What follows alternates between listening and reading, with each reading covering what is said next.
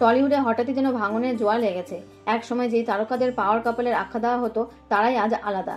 যিশু নীলাঞ্জনা, ঋষি কৌশিক, দেবযানী, একের পর এক চমক লাগানো তথ্য ক্রমাগত সামনে আসছে।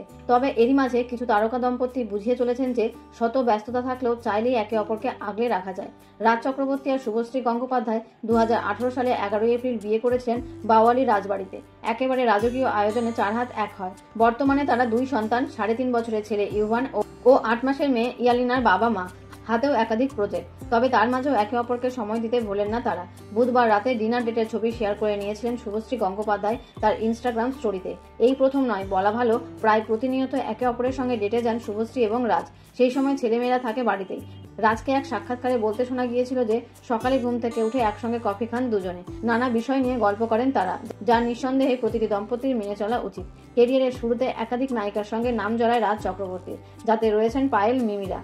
অন্যদিকে দেব আর শুভশ্রীর সম্পর্ক তো ছিল টলিউডের অন্যতম হট টপিক, তবে কোনো সম্পর্কই টেকেনি। আর তারপর যখন থেকে দুজনে এসেছেন দুজনের জীবনে, তারপর থেকে আর কোনো বিতর্ক দাগ কাটতে পারেনি এই সম্পর্কে। সংসার মাতৃত্ব যে কতটা গর্বের তা প্রমাণ করে শুভশ্রীর ইনস্টাগ্রাম বায়ো, যেখানে অভিনেত্রীর পরিচয়ের পাশাপাশি লেখা আছে গর্বিত স্ত্রী ও মা।